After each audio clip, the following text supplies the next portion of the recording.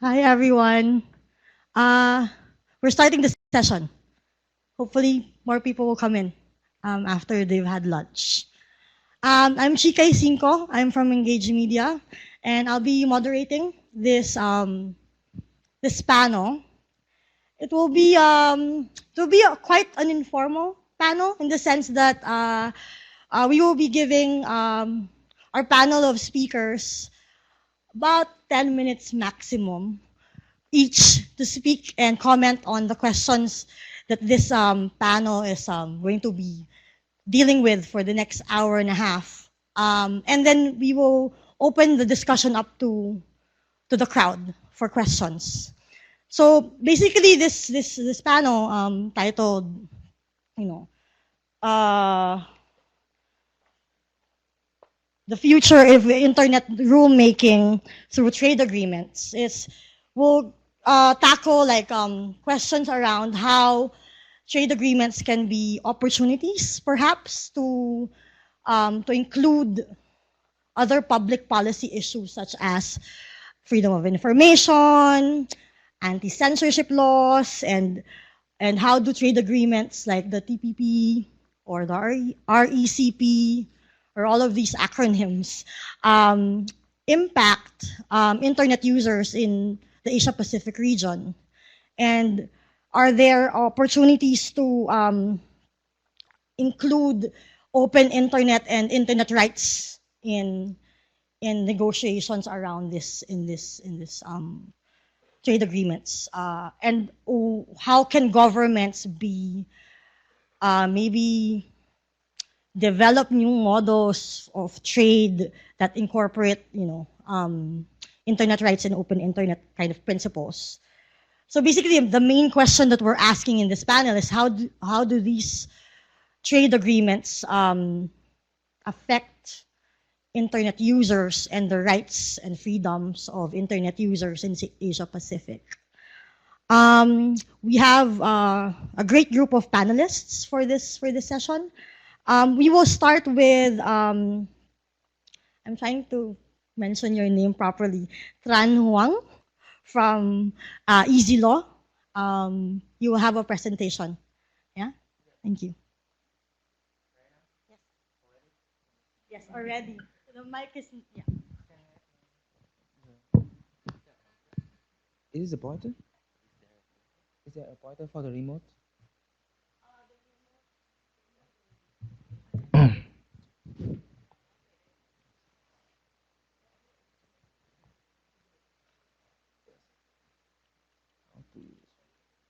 Oh, cool.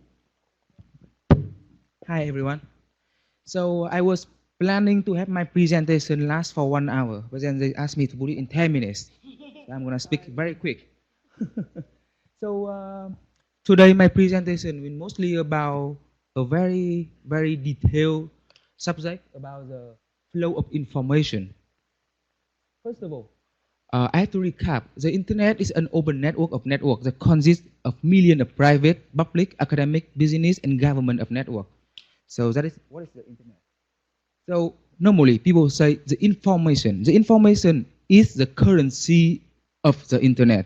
So because of the internet legacy of openness and transparency, information has been always the critical components for the internet to be a successful tool for the creativity, innovation, and of course, human rights advocating.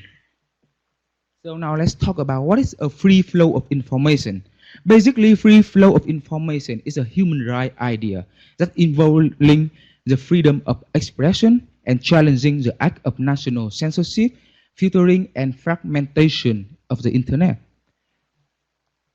Now, let's talk about the restriction of information flow. Nowadays, because the government, they're recognizing the full potential of the internet, many governments have a broad-scale restriction of information flow in the internet. The restriction of information flow could be in many different forms. It can be the technical blocking of access to the entire internet, or to the website, to a search of the specific keyword, or it can be some licensing requirement or the legal order, and the list can go on. I can give you some example in Vietnam. For example, in Vietnam, the website Blogspot or BBC BBC Vietnam are mostly blocked in Vietnam because the government thinks that the article from the website have harmful effect to the people and to the people minds. Another example, on May 1st and May 8th of 2016, during the protest in Vietnam against Formosa, a Taiwan firm, over fish that Facebook were mostly blocked. So now, because I'm a corporate lawyer, so I'm going to talk more about from the perspective, from the business point of view. Bank transferring, buying online game, download video, ebook are information flow. However, as a matter of fact, even if money is not involved, we always participate in trade by moving information across border. Things like this.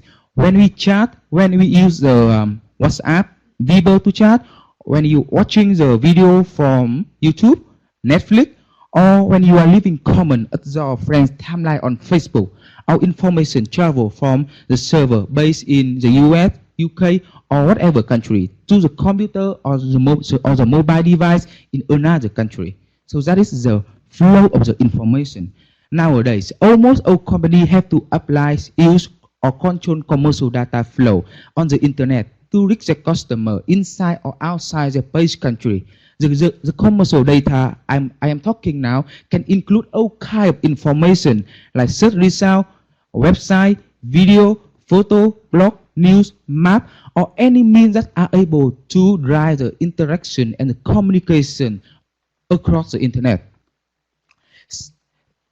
So because of that, for the company, any obstacle to such commercial data could make it harder for the company to advertise and sell goods or service, lower the productivity of business and operations that rely on the internet, provide unfair advantage to the local company, and of course, it can damage the nature of the internet. It can damage the nature of an open network that can slow down trade and economic growth.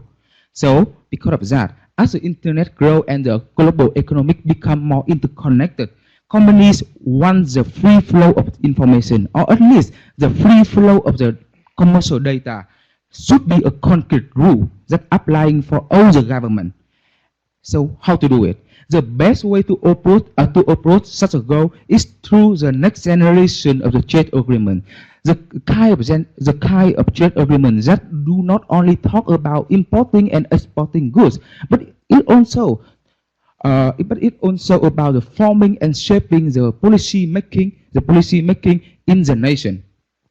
I call it is a new set of rules of importing and exporting information. So TPP. Now I'm talking about TPP. TPP is the first trade agreement to carry binding free flow of information.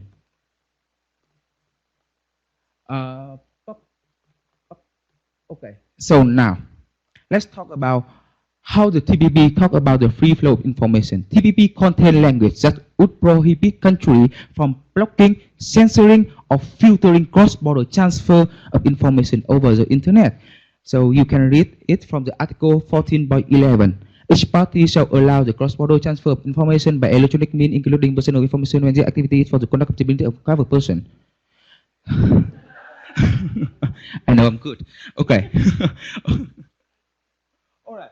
So now, I'm going to dig deeper into the Article 11.11. To understand the Article 14.11, you have to understand what is a cover person in TPP.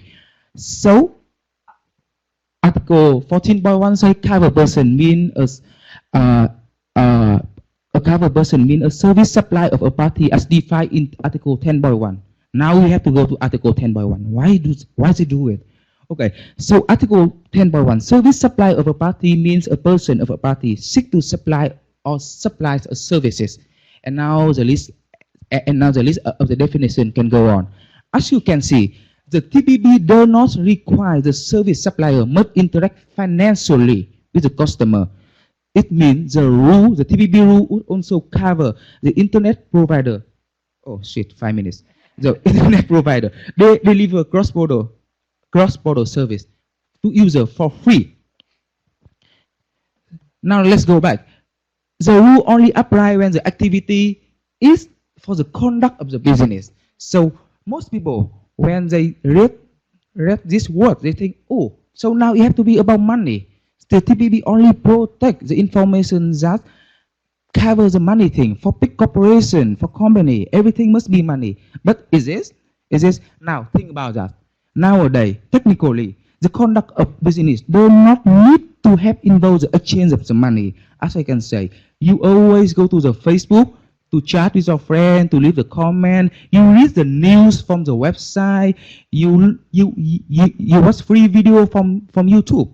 That is the conduct of the business for Facebook and YouTube company. They get the information from you by you are involving in your website.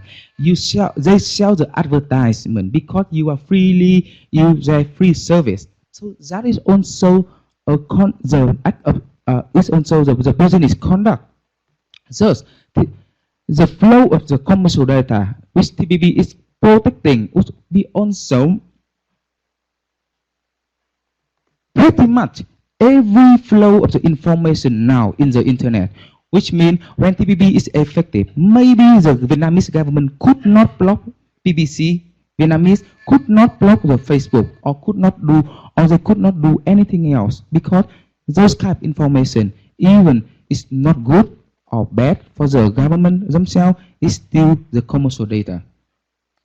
Now, so I was talking a lot, but then we don't have that much time. Okay, I'm talking about the Article 14.13. So, Article 14.13, nobody require cover person to use or locate completely facility in that party territory, blah, blah, blah. Okay, this is the rule that prohibits the data protectionism. What is that? So, normally, the government often requires that the data be stored in the country so that they can control the content of the information when it is delivered.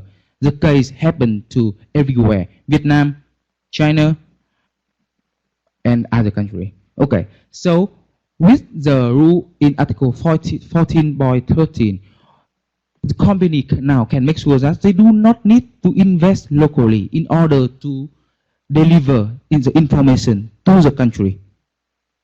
And now, 2 minutes, I know. Exception. Give me 2 more minutes. Exception. Okay. TPP member could use restriction information flow if it's necessary for national security, public moral, or public health, blah, blah. Yes, of course. So the Vietnamese government or the Taiwan, or the Malaysia government, they can say, because of my national security, I have to block this information. Maybe they can say it, but maybe they cannot, because historical record in connection with WTO, ZATT, and ZATS suggests that solely reliance on such type of exception would not work well. So, my conclusion, something is better than nothing. I have to agree with that. TPP and any other trade agreement may not be the best tool to promote all the free flow of information, but it definitely could bring much needed sunshine to such a human issue. As a long term, TPP will expand to South Korea, Indonesia, Thailand, or maybe even Taiwan. Thus, the very first binding free flow of information rules in TPP could have a significant spillover effect on the internet openness and on how the government deals with cross-border information flow. Yes, and not even 10 minutes. Oh. Thank you.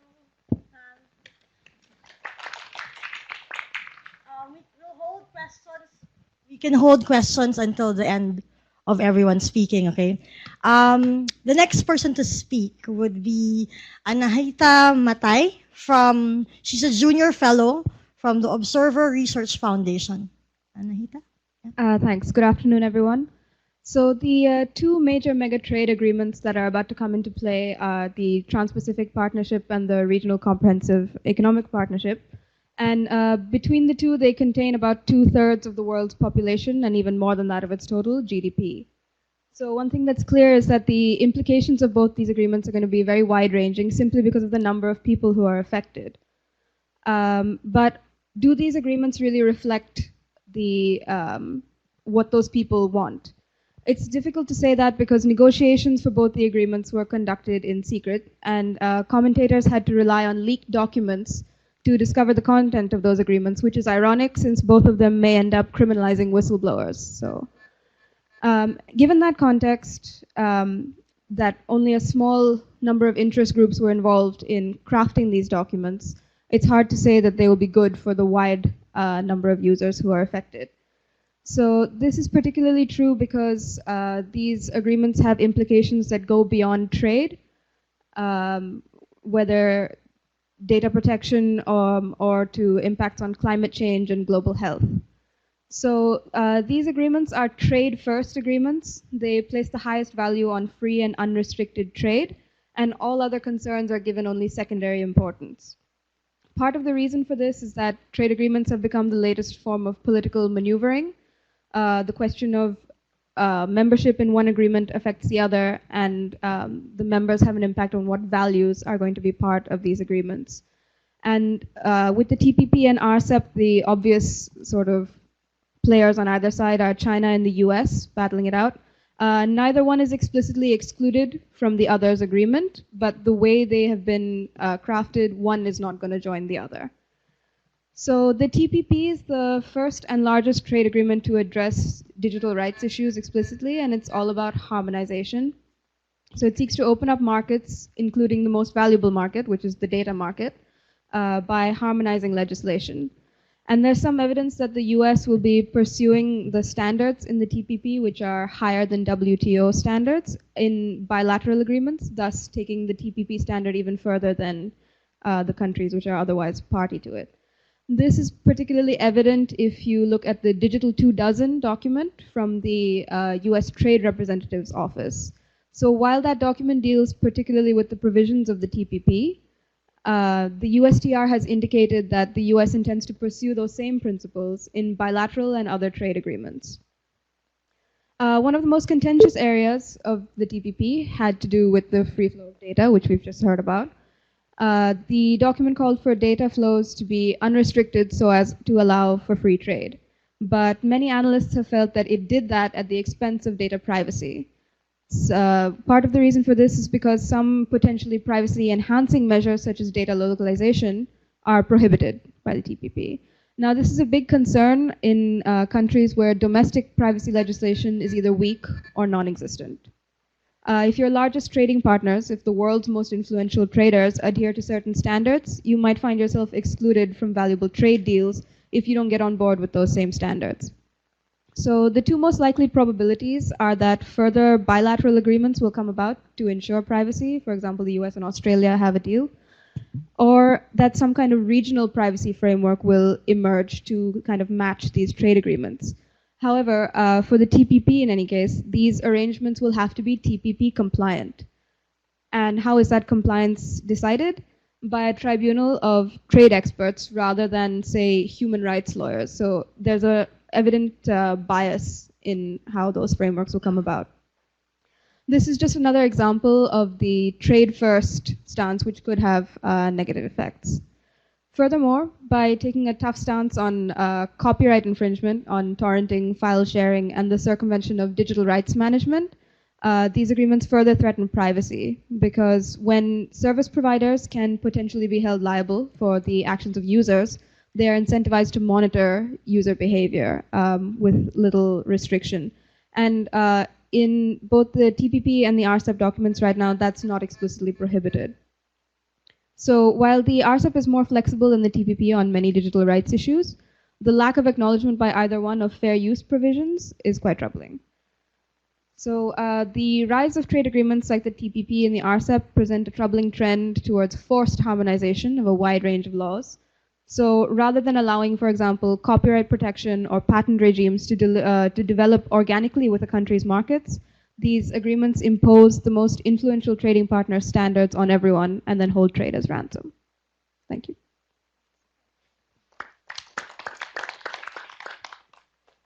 Our next speaker is Sean Tan from Estee Works in Malaysia. Sean? Thank you. Right. Vint Cerf, often dubbed the father of the internet, claims that access to the internet cannot be a right in itself. because technology is merely an enabler of rights and not a right itself. Now, regardless of whether we consider online rights and freedoms to be inherent rights, the way in which these rights and freedoms are exercised is only through the medium of software. One can only enjoy the use of the internet through software and do things on the internet with software. Therefore, any control or any form of control over software will ultimately affect online rights and freedoms. Software itself is primarily controlled using intellectual property laws, and so any change in the IP laws of a nation will affect the online rights and freedoms as well. There are various forms of IP laws available, but the one that affects the software the most is copyright law. Now, trade agreements like the TPP generally seek to enforce stricter copyright laws in the signatory countries. In the example of Malaysia, the copyright term is being extended to 70 years after death by the TPP. Contrast this protection with 20 years for patents and 10 years for trademarks. This means that, in contrast to normal property rights, the people of Malaysia will not have any implicit right, nor the implicit freedom to access software for decades, including software that runs various critical online infrastructure and services, unless such access is explicitly granted by the copyright holder. Copyright law is the new age government-granted monopoly over products and services. The TPP also extends the copyright protection to related rights, not merely to the software itself. Related rights include the infamous rights management. Therefore, it's not only the software itself that suffers protection under copyright law, but also the measures employed to protect the software. Rights management is a lock, and just like all other locks, it's used for control. In terms of online rights, locks can even be used to restrict access to information, for example, censorship. The TPP also makes copyright infringement a criminal offense. Neither patent law nor trademark law in Malaysia provides for a criminal penalty. Copyright is the only IP legislation in Malaysia that provides for criminal penalties with up to 20 years imprisonment for breaking rights management. The laws in Malaysia only impose a maximum of 7 years for real property theft. So, breaking the padlock to a house now carries a heavier penalty than stealing things from the house. This will naturally have a chilling effect. Combine this with rights management, and we have the basic building blocks for an authoritarian control of the internet. However, I believe that it's not all necessarily gloom and doom. Existingly, the US may impose trade restrictions with any country for various reasons, including having a bad human rights record. That is sometimes cited as one of the possible reasons why Malaysia was recently upgraded from a Tier 3 to a Tier 2 watch list on the Trafficking in Persons report, in order to enable it to sign the TPPA. Therefore, there is definitely a nexus or relationship between promoting human rights and trade agreements. Therefore, trade agreements can be used by governments as a mechanism to enforce freedoms if they choose to take that stance, rather than using it merely as a tool to protect profits. If governments choose to treat access to an open internet as an inherent right and make it state policy to provide open access to the internet, then strict IP legislation may actually be useful to preserve and protect internet rights and freedoms. Taking a page from the book of copyleft, software freedoms can only be enforced if there are strong legislation in place, because the copyleft framework uses the same provisions in the law to enforce compliance with software freedoms. This has already been illustrated in the past with major companies such as Cisco or Linksys and D-Link getting sued for non-compliance. Therefore, it should be possible to use the same legislation process to enforce internet freedoms and rights as it is to restrict it. As an example, it might even be possible, just as a food for thought, to turn rights management on its head into rights unmanagement. Now, that's just a made-up word, okay? Rights management is often used as a technological means to control the distribution of copyright material. So instead of using rights management to limit access to software, information, or data, it might be possible to make it an offense to restrict access to software, information, or data that is protected by rights unmanagement instead. Locks can also be seen as a tool to keep things out or keep things in. Since it is possible to charge someone for trying to break digital locks, I'd like to humbly suggest that it might also be possible to charge someone for placing unauthorized digital locks. As an analogy, it is unlawful for someone to place barriers on public roads because it interferes with the right of way. That's why cars that are illegally parked get towed away. Therefore, if some party chooses to make some information or data freely available as an explicit right protected by rights and management, it might be criminal for another party to interfere with the peaceful enjoyment of that right by circumventing the rights management of the system.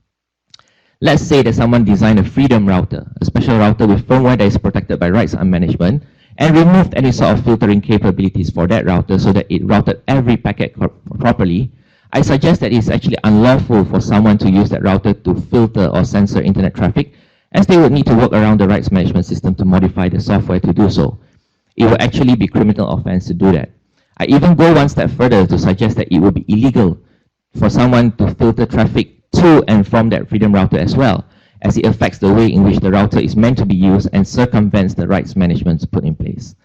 Therefore, in conclusion, since trade agreements are already promote stricter IP legislation, I'm thinking that we should find a way to turn this legislation around and to use them to enforce freedoms rather than to restrict it. Thank you. Our next speaker is Ms. Kelly Kim from OpenNet in Korea. Hi. Yes, I'm currently working for OpenNet Korea, which is a civil society organization. But before I came to work here, I worked for our Korean government, the Ministry of Justice. And when I was working for our government, I was involved in many free trade agreements between Korea and other countries. So I might be the only one who's been to those secret negotiations and stuff. I don't want to become a whistleblower here, but I just want to relate to you my experience as a negotiator for our government in RCEP or Korea-China FTAs and what I felt and learned. I think many of you already know that we are a very pro-FTA country. So Korea has FTAs with so many countries, including USA, United States, and RCEP, ASEAN countries, and EU, and recently Canada and China, and of course Australia and New Zealand as well. And in those FTA negotiations, our country's interest is not really well reflected because as US or EU, those Western countries are leading the negotiation process and leading the international discussion or the trade agreement rules. So I was really frustrated whenever I go to negotiations because there wasn't much room to fight for our country or our people's interest.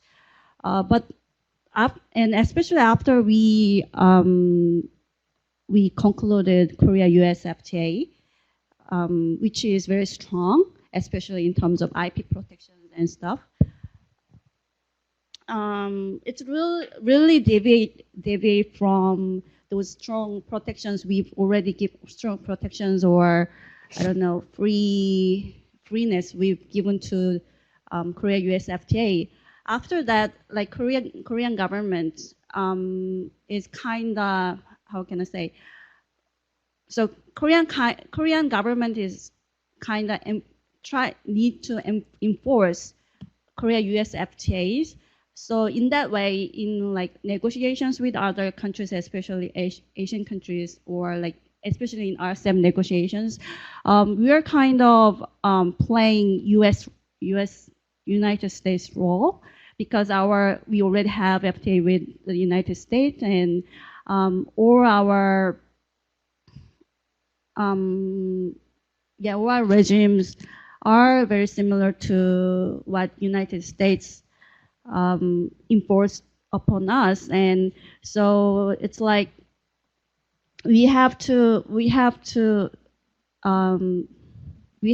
impose or our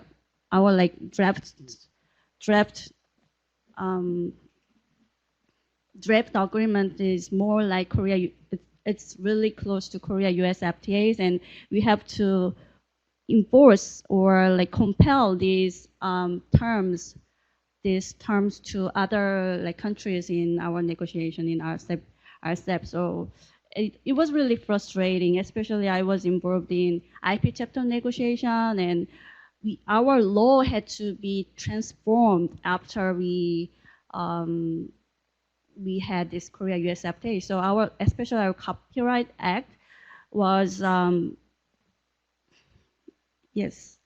was like totally transformed, totally reshaped after Korea-EU FTA and Korea-US FTA in year 2011. Well, there were favorable or positive aspect of being introduced to those EU or US copyright or information protection regime because of Korea-EU FTA, we could like EU's safe harbor provision for intermediaries under e-commerce directive was introduced into Korean law, copyright law especially, and also through Korea-US FTA, those safe harbor provisions or notice and takedown regime under DMCA, Digital Millennium Copyright Act was introduced in Korea. Before Korea-US FTA, our Copyright Act enabled intermediaries to just take down any contents upon a notice, and there was no provision for counter notice and restitution of taken down contents. But because of like Korea-US FTA, this notice and takedown provision under DMCA could be introduced, and now those people who got their contents taken down can issue counter notice to the intermediary and get their taken down contents reinstituted.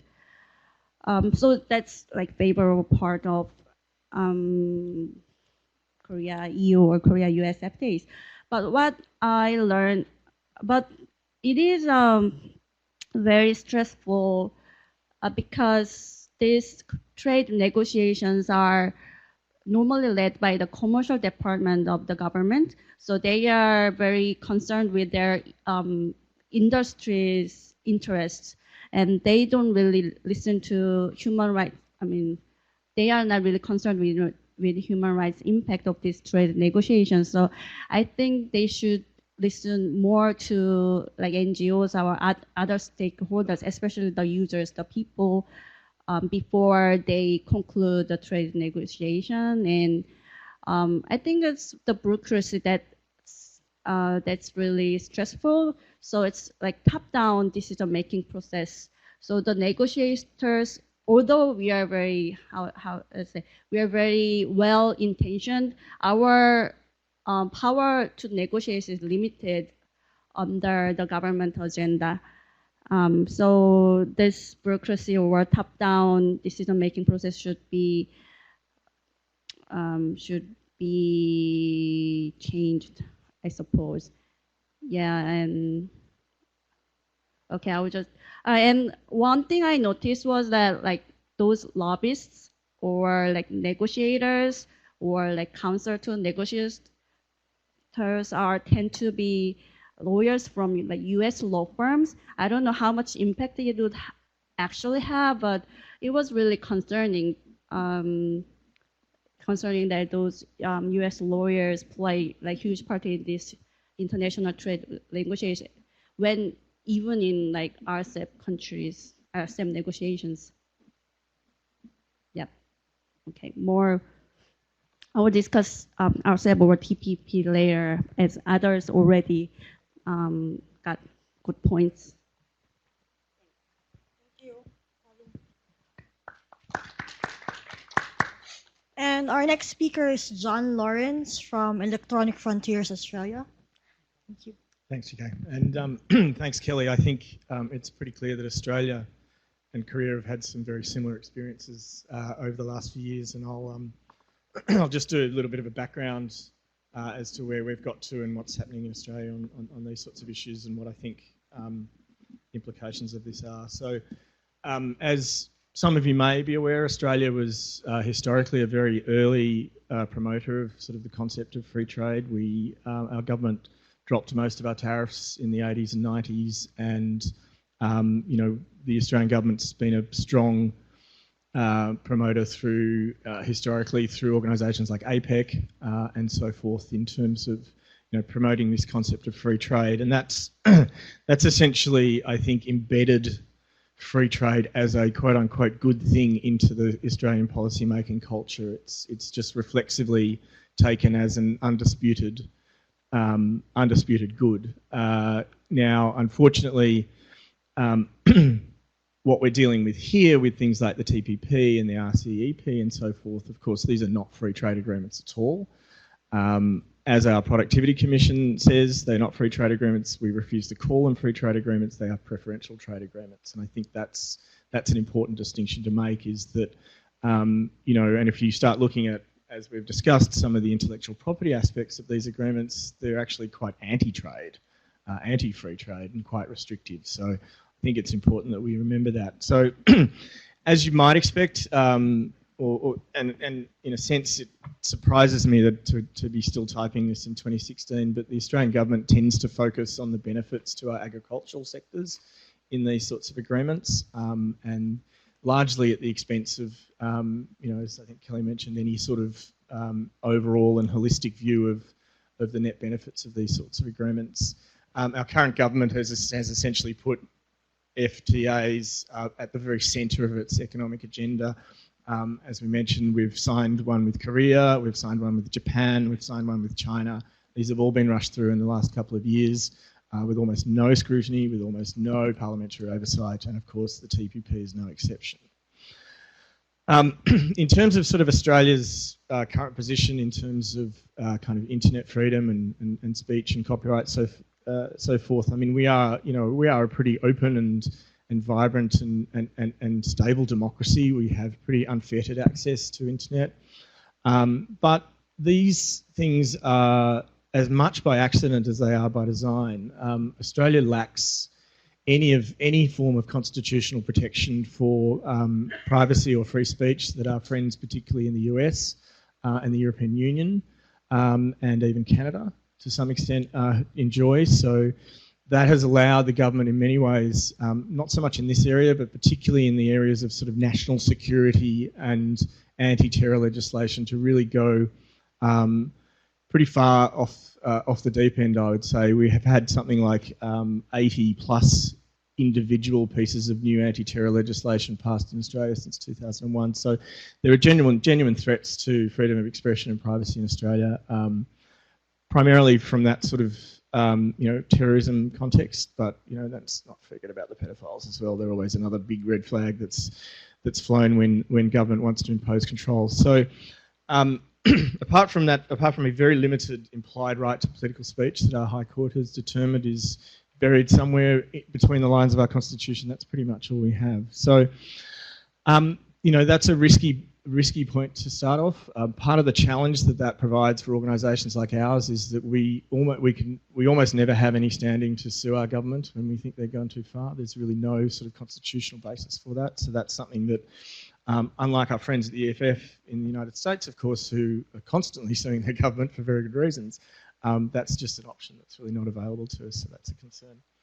I'll just run through copyright very quickly. Australia has, at the moment, we have a very sort of UK-style fair dealing, very limited fair dealing exceptions that cover news reporting, parody, and a few other things. There's been a long-running campaign to move to a US-style fair use exception in Australia. It was formally proposed by our Law Reform Commission in 2013. Our Productivity Commission, which is a very neoliberal, free market-oriented government think tank, has supported that proposal in a draft report that came out a few months ago quite strongly. We've had attempts at imposing graduated response schemes, so notice and takedown or 3-strike schemes. 2 or 3 times these have all got to the point of deciding who pays for it and have continued no further. And with a bit of luck, I think we're getting close to being able to call that dead in the water. But we continue to sign agreements that say that we have to go after these things. We had a site blocking law rush through our parliament last year, despite the great critical urgency that was attached to that law, and it was essentially done without any scrutiny at all. The first cases took about 9 months to be presented. They're now before the courts, but are yet to be resolved. We still don't know how these site blocks are going to put into effect, so there's a few issues there. We also had, and I mentioned this in terms of national security, we had some pretty egregious data retention legislation that came in last year.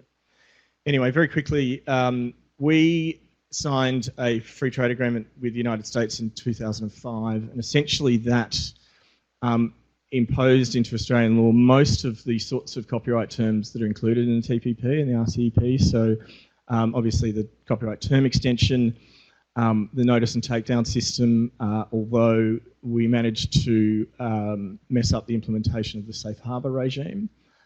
We've got some legislation proposed at the moment that would fix that issue by extending the safe harbour protections to all service providers. At the moment, it only applies to actual ISPs, which is extremely limited. There's certainly some grey areas around circumvention of TPMs and particularly geo-blocking in Australian law. The US FTA, the AUS FTA sort of tries to make it illegal, but our implementing legislation hasn't. We're trying to get some clarity on that because as I suspect it is in many countries, these sorts of restrictive trade practices, which of course is exactly what geo-blocking is, are extremely unpopular in Australia. Any government that doesn't want a massive backlash from everyone under the age of 35 knows what they need to do about that. We've got some proposed legislation that was released in December. We've just had an election, so that's kind of gone back to the starting point, but looking to, as I said, fix up our safe harbour regime, to start the process of implementing the Marrakesh Treaty for visually impaired people, which I think is a very important step.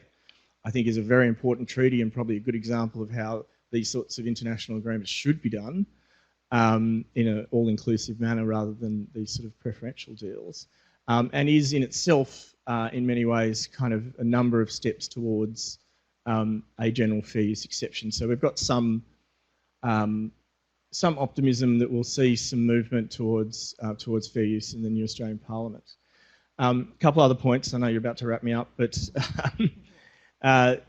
one of the consequences of the fact that sort of Australia has this ingrained sort of positive approach to free trade, and the fact that we have essentially, I would say, already given the farm away in terms of copyright and other issues through our US free trade agreement, is that the TPP has received very little exposure in the Australian mainstream media. It's received very little parliamentary scrutiny. The RCEP is quite literally almost non-existent within Australian policy making at the moment. I was able to find one reference from a major Australian news organisation about it, and that was from the rural segment of our national broadcaster talking about the effect for grain prices. That is the only mainstream media article I can find about this. So that's the sort of scrutiny and transparency that's going on in a country that is really quite an open and vibrant democracy. So there's clear issues there around transparency. We have a little bit of optimism that our slightly crazy new parliament may actually make ratification of the TPP a much more difficult task than it was a couple of weeks ago, and I think government needs to go and have a little think about what they thought they were going to achieve by calling the sort of election they did. But there is clear opposition within Australia from, as I said, organisations like ourselves, but more importantly from organisations like our government economic think tank, the Productivity Commission, who has been a long-standing opponent of these preferential trade agreements. They argue that there are little to no net benefits for Australia in signing these agreements, and that's partly to do with the fact that Australia dropped most of its tariffs a long time ago.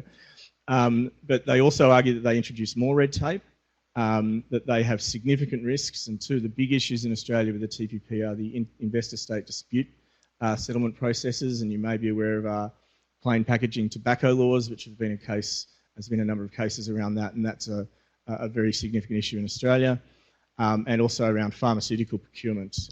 Like many countries, particularly New Zealand, we have a national pharmaceutical scheme, and the TPP puts that at risk. So there's clearly, issues here around transparency and sovereignty of national parliaments. There are issues around, the fact that these intellectual property terms are essentially baked into these agreements as a form of what I would call policy laundering. Many of them, I think, if they were put up independently in front of the Parliament, would have zero chance of being passed, and yet we continue to agree to them because, these negotiations are being done by trade negotiators who don't necessarily have the expertise or the full range of understanding, and these things tend to propagate, and we tend to lock ourselves into what in many ways is a very limited, archaic and increasingly outdated intellectual property regime. So I will now be quiet. Thank you. I think we need to move the mic to the last one. Our last speaker is Dr. Hong from the Beijing Normal University. Dr. Hong? Oh, thank you very much. I apologize for being late. I have a conflicting session in another room. I'm very happy to join all the other colleagues to talk about free trade agreement. This is a big issue, especially for the big economies in this region, where China is now one of the party in the negotiation process of the regional comprehensive economic partnership agreement. And I guess this is going to be a next big thing after TPP. I don't know whether there's a counter TPP action or not. But like TPP process, there's no transparency at all. We do want to know what's happened. And so far, it seems only one chapter is being leaked. That's on intellectual property. We do want to know what will be the content for the e-commerce. Well, hopefully it's going to be leaked again. And we're very curious what is being negotiated. If you look at Chinese domestic law, China is now undergoing the tremendous domestic legal reform. Two big laws are now being drafted. These are very significant lawmaking process. One is China's cybersecurity law. Probably heard about that. This is now at the second reading at the Congress. And I guess this is this is very tough law. It is many strict legal requirements on the cross-border data flow. It is significant legal impacts on all the business who is going to operate in territory of China. There's another law. It's actually going to another direction, but is as important as the previous one. That is the e-commerce law. I'm one of the drafter of that law. For the e-commerce law, is very interesting. It's just opposite to the cybersecurity law. Is try to make the internet as open, as liberal, as free as possible, because that's to be friendly to the business development. So we see some very constructive and a positive initiative from that e-commerce law drafting process. It's interesting. With respect to intellectual property law, the copyright law is now being revised for the second time. It's in the process, but because the different stakeholder has very different interest, so it's going to be a prolonged process. And for the trademark law, it was revised 2 years ago.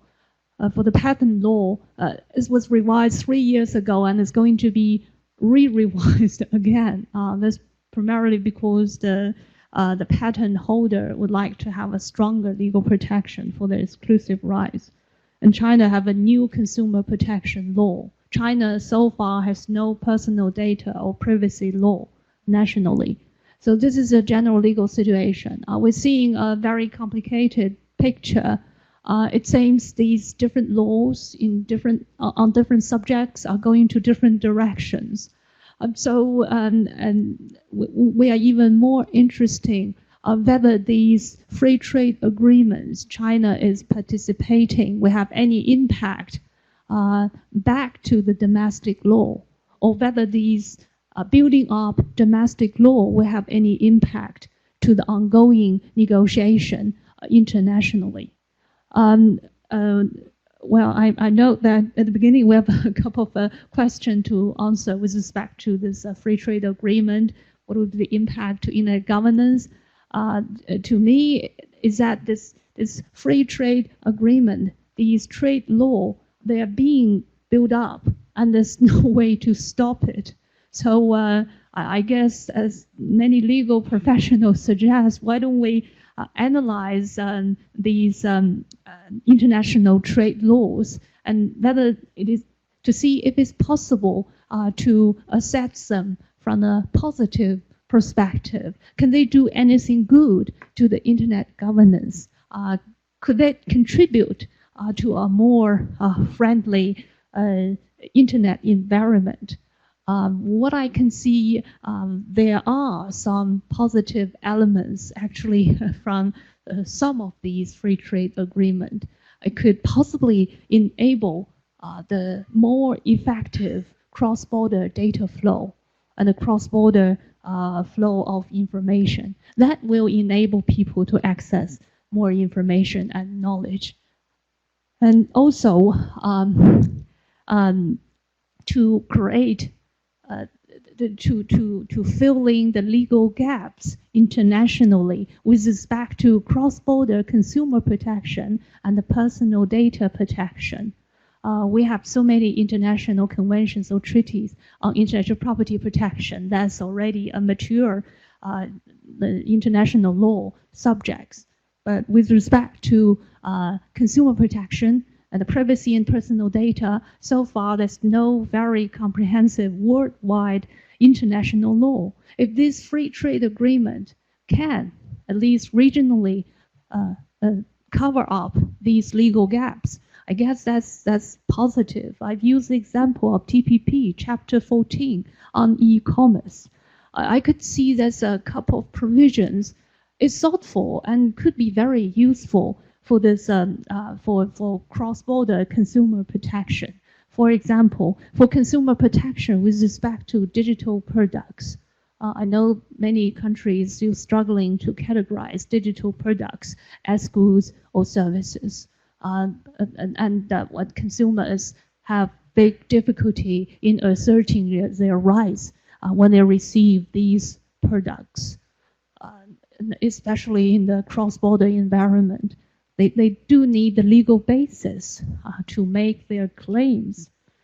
And also a TPP e-commerce chapter has one provision to enable the access and use of internet in the cross-border environment. I guess that's directly facilitating the free flow of information through this free trade agreement, even though this primarily for economic purpose, but it could do the public goods. So I use these examples to show that these free trade agreements, even though they were drafted without transparency and accountability, if they could be utilized more positively and constructively, possibly it could actually facilitate to the governance of the digital economy. Things I've used up my time. Thank you very much. Thank you. All right. Does anyone have comments, questions for all or any of our panelists? The floor is open. Yes.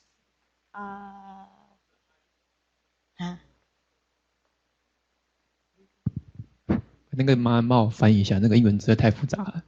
就是如果加入 TPP， 就是亚洲区的经贸协议的话，是不是代表我们要跟他们国家的成员国的司法制度是一样的？因为今年的蔡英文总统在那个总统就职演说的520的时候，他说，如果司法官一旦出现与民众不符合的时候呢，将会有人民去投票选举去罢免他。那我知道中国大陆是还是由总统任命这样子。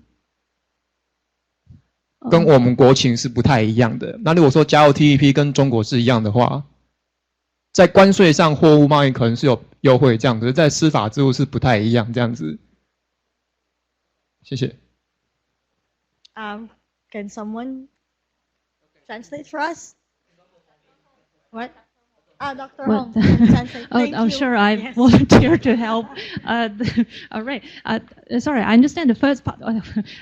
先生，抱歉，我理解前一部分，请您说一下后半部分好吗？您说加入 TPP， 就是说加入 TPP 之后呢，在货物贸易上面是有那个关税减免的优惠，可是，在司法制度上，我知道你们国情好像是在司法官，就是人民保障的时候是由你们的最高领导人去任命嘛。就是可能是习近平或不是，就是人民大会去任命这样子。可是蔡英文总统在今年520就职演说的时候，他说在10月要开一个司法改革会，就是说当司法官的审判有出现问题的时候，有没有人民可以透过选举去把它罢免他这样子。那如果我国跟你签那个 TPP 协议的时候，有没有？那我国司法制度是不是跟你们贵国是一样这样子？Okay. 对，因为这样子是不太一样的。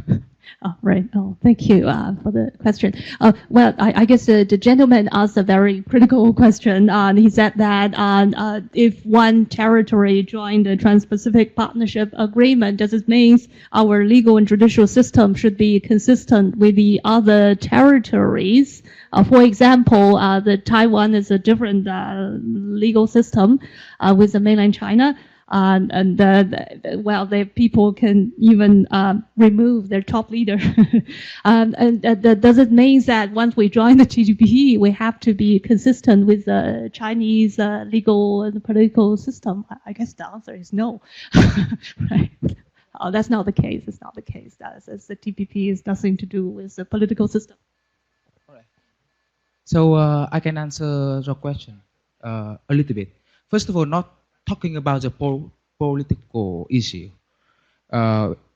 Free trade agreement cannot affect to the political decision and the political structure in the country, but it may indirectly affect the decision, the policy making, or any decision making that related to the law and indirectly affect the political decision in this country.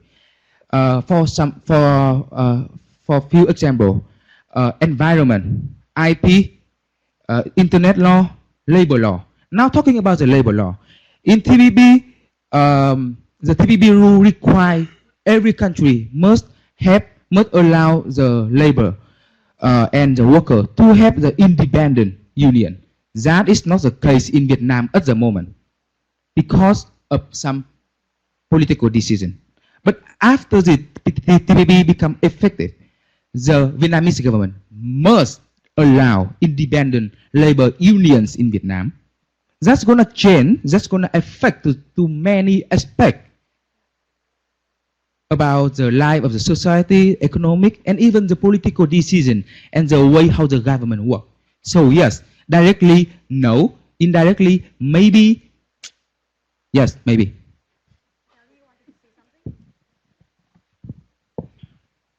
Yeah, I'm not sure about the political part of the question. It should not, but like regarding legal system, actually we had to change our. I already said that our Copyright Act was like totally transformed according to reflect Korea-US FTA, and we had to introduce those US legal like copyright regime, especially like civil enforcement and criminal enforcement regime. So this trade negotiations, trade agreement do affect national domestic legal systems. So it is really important that those negotiations should be transparently negotiated, and all those interest holders, stakeholders' voice should be heard, because it's really hard to renegotiate once signed closed trade agreement. It does affect a legal system of a country. I just want to add one sentence. Just to say that, like in the case of the TPP, not only does it require the signatory countries to amend their laws, they actually have strict time limits on when the laws have to be amended. So typically within 2 to 3 years, the laws have to be amended. Okay. My name is Byung-il Oh from Korean Progressive Network Jimbonet. I think it's a very risky idea that we can utilize trade agreement for heighten the criteria of our society in terms of what it is, freedom of information or free flow of information or environmental criteria or labor criteria. First, I'm not sure the trade agreement will have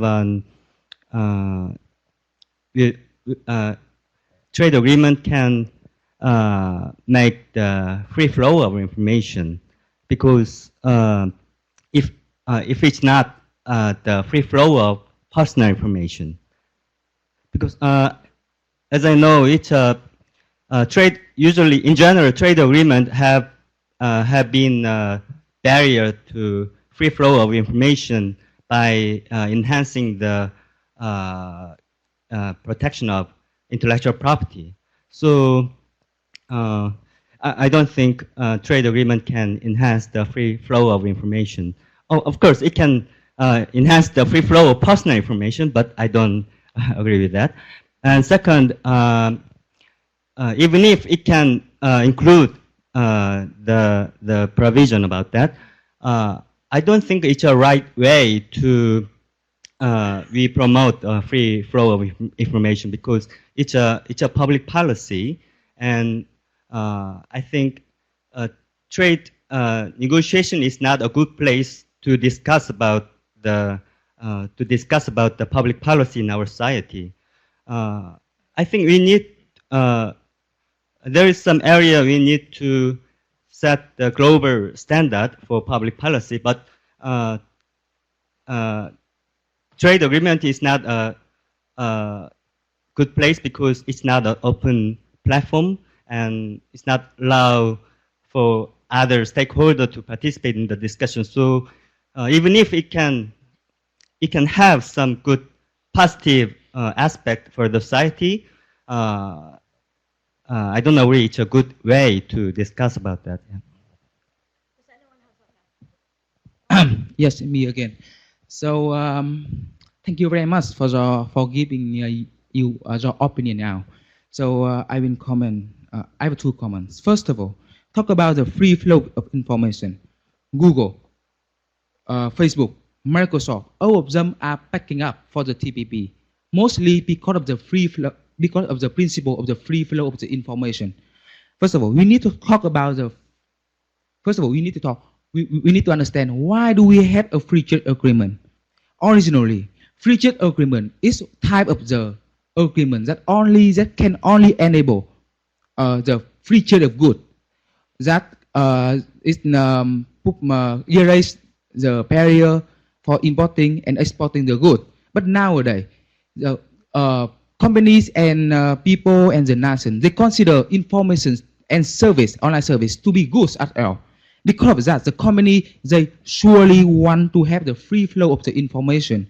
Because with the free flow of information, they can sell more goods, sell more service, advertise more things to many other nations without invest locally. And that is the fact. Because of the technology is always keep changing, always involved. So free flow of information eventually will become the principle for the whole world. And now, that is my opinion. That is now. The second opinion is about, you think the TPP and other trade agreement would not be the best place to have the rule for the free flow of information. Yes, I agree that. I agree that TPP and other free trade agreement would not be the best place. But we don't have any other better option. Without the TPP, I have to say again, TPP is the first agreement between nations that directly deal with the free flow of information. Now we have to talk. We have to think about the nation, the governments. What do we want? What do they want? We want profit. We want benefit. In short, we want monies from each other. That is the purpose of the free trade of agreement. That is the purpose of every free trade agreement.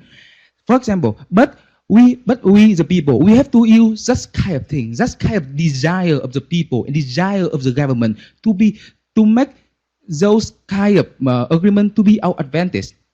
I will give you one example. Vietnamese law, before we do not recognize any independent labor union, but because of the TPP, we have to recognize the independent labor unions. Why do we have such kind of rule? Why the TPP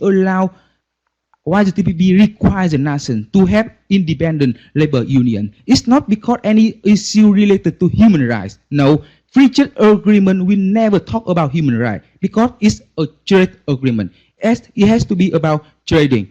So why TPP have those kind of rule? Because the TPP, the country like American, Canada, Australia, and Japan believe that without any independent labor union, the cost for the labor in Vietnam will be so low. Will be so low that the Vietnamese labor will take over the job from Canada, from the US, and from the Japan, and attract more and more job to come to Vietnam. So how would we increase the cost of the labor? Let's think. Oh, ask them to have the labor union. So just think about it. So at the same time, we have a very good human right. At the same time, we solve a economic problem. And at the other hand, the American company have the Vietnamese to solve a human right problem too. The same thing is happening and is dealing with the free flow of information right now. We have to ask companies like Google, Yahoo, Microsoft. I'm sorry about Yahoo, they already sold. Okay, Microsoft, Google, Facebook. Those big companies are one of the only companies that can help the free flow of information become real. So far in the future, of course, we will have more principle rule, more principle international law, just dealing with the free flow of information or other stuff. That is not a trade agreement. But TPP has to be the first step. Thank you very much.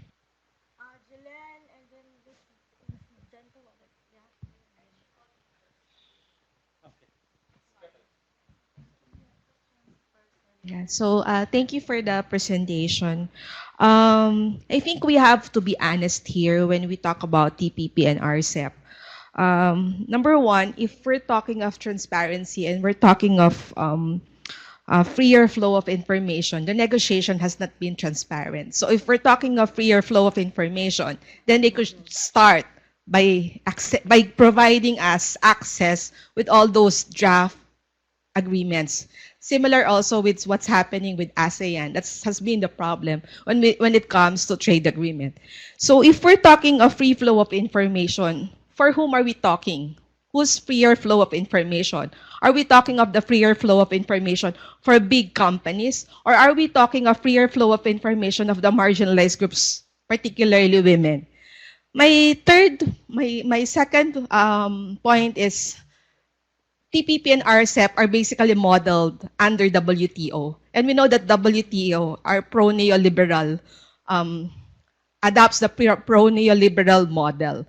And under that WTO model, they have the settlement disputes. I would cite the Philippines, for example. We spend millions of dollars because our government has been sued by another company because of the temporary construction of our airport. And we spend millions of dollars to hire lawyers instead of allotting those funds to go to services for IT, for example. And I would like to call the attention of internet activists here. If we're going to be, if our country will be part of the TPP and RCEP, we're like opening ourselves, opening our government for like companies. I hope this will not happen for example, like Google, Facebook, Yahoo, to file a case, sue a case against our governments, and we will have to hire international lawyers who are very much knows the know-hows of the trade agreements. I think one call, which I think maybe some of you are involved, is how do we now connect this with the movement to come up with an extraterritorial obligation, a treaty on extraterritorial obligation. I think that's something also that we have to also connect with in terms of the obligation of the state to ensure internet rights freedoms in our own country. Thank you. Does anyone want to comment from the panel? First one?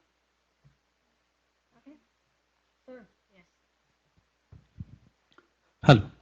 Hi, this is Mohit from ISOC UAE. First of all, at the outset, thanks to the panel for this wonderful discussion, and special thank to Tran for this, passionate presentation as well as the comments. So, I think we are all in for free flow of information. That might be a biased comment because at APrIGF, anybody comes in saying that I am not for free flow will be very rare. So yeah, so that might be a biased comment, but yeah, we are all in for the free flow. But what we are not in for is, where the parties are not given the level playing field. I think that's what is something missing in the TPP. I mean, we have seen that in the past, like with the safe harbor agreement between EU and the US, that the bigger brothers kind of use these agreements for the arm twisting. So are there any inherent clauses or any other mechanisms in TPP or the similar law which avoids such things? And the second thing, my question to the panel is, there are other advantages of data localization. So, for example, we develop the local community. We develop. We provide and we foster the idea of entrepreneurship. So, is there any other thing? I mean, what are we getting as an advantage if somebody want to get into this agreement? And my third point is about. For instance, of revenue sharing. So, I mean, we all know that the major beneficiaries of these kind of trade agreements will be the companies sitting in the Silicon Valley. So, what are the what are the benefits which a local entrepreneur in India or maybe Philippines will get? Once they get into these trade agreements. Yeah, I'll take a couple of those. I think you've raised a couple of really important points, and the sort of data sovereignty issue is one that we've certainly given quite a lot of thought to. Australia has at least one law that requires data to be stored onshore, and that's anything to do with personal health records. So we've had to, I know the Australian government was certainly able to negotiate exceptions in the TPP to cover that and potentially one or two other issues. I mean, instinctively, as I think you've said, most people here would instinctively, embrace the concept of a free flow of data, and we don't want to be, erecting borders on the internet. But I think, having said that there are certain circumstances where it may be appropriate for a government to have the ability to legislate to require certain very sensitive data to be held onshore, so that there can be certainty about privacy protections. I think that's certainly arguable. So I think there are exceptions, obviously. I think your point about it's well known that Google is a big supporter of the TPP because of this issue, and that's understandable. It's in their clear commercial interest to do so. How does that affect our ability, and this is as much as an issue in Australia, I think, as it is, in many other countries as well, is how do we promote sort of vibrant and competitive local digital economy jobs without, without kind of sliding back to the sort of reflexive protectionism, which might be, one way of doing it. I think there are things, and this is part of the irony of the TPP for Australia, is that it's potentially going to restrict our ability to, I think as somebody mentioned the concept of organic copyright reform, and we are going through a position where we are trying very hard to reform our Copyright Act so that, in many ways, we can start to remove some of the hurdles that prevent successful entrepreneurs in Australia from staying in Australia.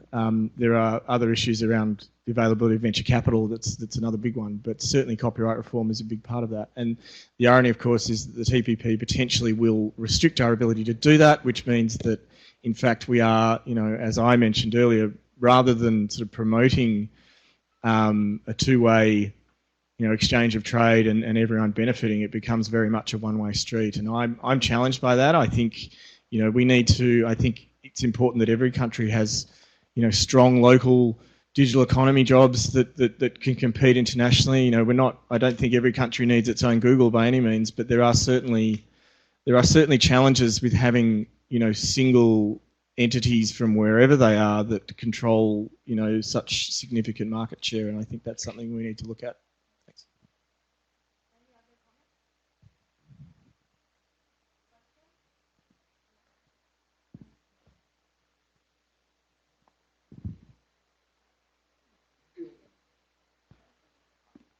Oh, yeah. We have to stand up easier. My name is Wanawit from Loyal Thai Government, and thanks the panelists. And I'm not speaking on the capacity of trade negotiation teams, but I really admire the work that you comment, and you understand the subjects quite well. I think that the intention of free trade agreements is for the faith of openness, and I think they're nothing that secret, I should say. The impact will go to you for sure. I think in the TPP text, it's open, right? You can read. Yeah, and RCEP is not very far from UNSFATA, the Australian, New Zealand's, ASEAN. It's flowing in that directions. But in fact, in general, I like to urge you to see the points of the text inside, or this provision is very weak.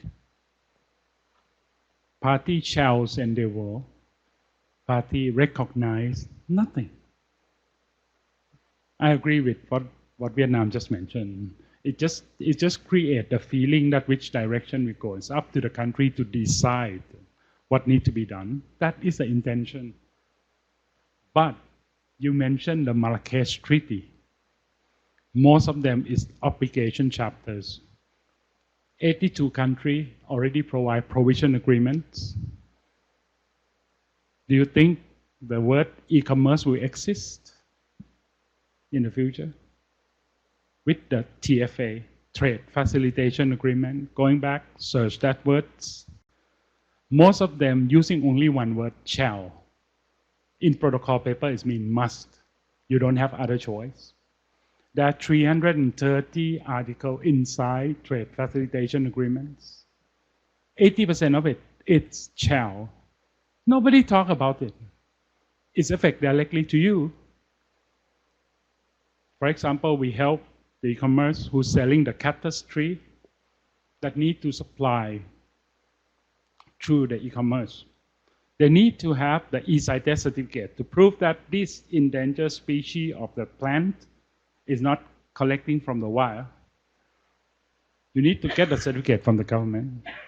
In the trade facilitation agreement, it has to be in electronic form only. How this is going to be done? And these are the things that I like you also to have a look on another legal frameworks called Trade Facilitation Agreement, Marrakesh Treaty. That is all about the procedures of the trade that might affect the e-commerce operators, the exporter, importer, and how the government is working on that. I'm really thankful, and I think one of the small ideas, next round will be in Vietnam. And normally we open up also to listen to all of you, if you can manage to talk to the local authority. But in Auckland we talked to the communities, they come to have a day session with us. And they raise their concern, we bring that back to the committee when we discussed, especially in e-commerce that I'm working on. In Auckland, we have in Perth. We also talk to the communities. Next round will be in Vietnam, I think, and in the next 2 weeks, 3 weeks, it will be in Vietnam. So if the community will come to talk about their concerns and things that need to be done, I think that will be very helpful. And thank you.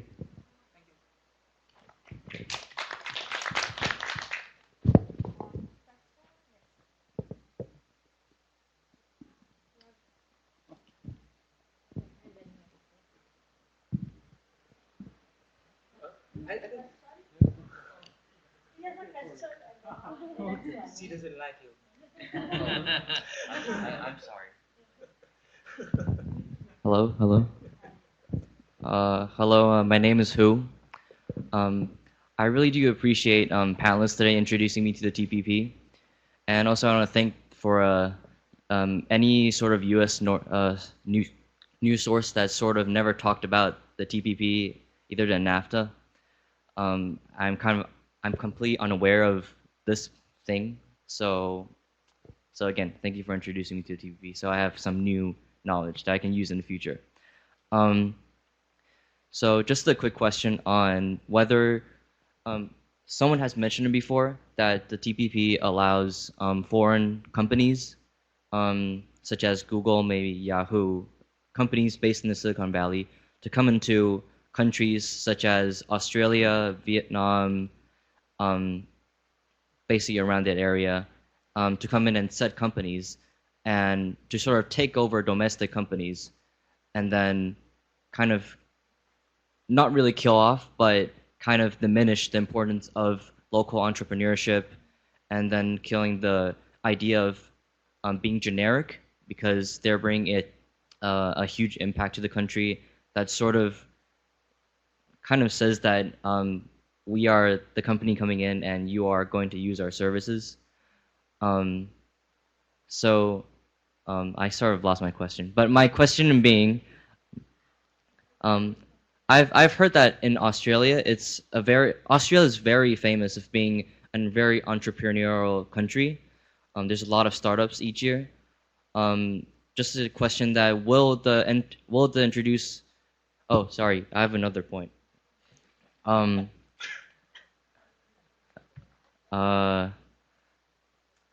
Wait, I think.